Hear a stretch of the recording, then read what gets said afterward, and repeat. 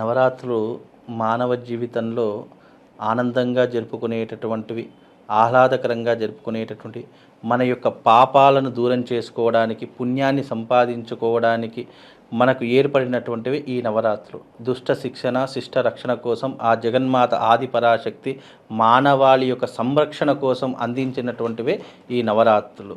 ఈ నవరాత్రుల్ని మనం ఎంత సంతోషంగా జరుపుకుంటే అంత ప్రభావాన్ని మనకు చూయించేటటువంటిది. అలాగే ఈ సృష్టిలో అమ్మా అన్న వెంటనే కరుణించేటటువంటి తల్లి జగన్మాత ఆదిపరాశక్తి. ఆ తల్లి యొక్క ఉత్సవాలు నవరాత్రులు మనము ఎంతో భక్తి శ్రద్ధలతో చేసుకోవాలి. ఎందుకంటే మనము ఎంత నిష్టగా చేసుకుంటే అంత పరమార్థం అనేటది మాకు అర్థమవుతుంది. ఎంత భక్తితో చేసుకుంటే ఆ తల్లి మన మీద అంత కరుణ చూపిస్తూ ఉంటుంది. అలాగే మన సనాతన ధర్మంలో, హైందవ ధర్మంలో ఏంటి అంటే ఏ పండగైనా సరే, ఏ విశేషమైనా సరే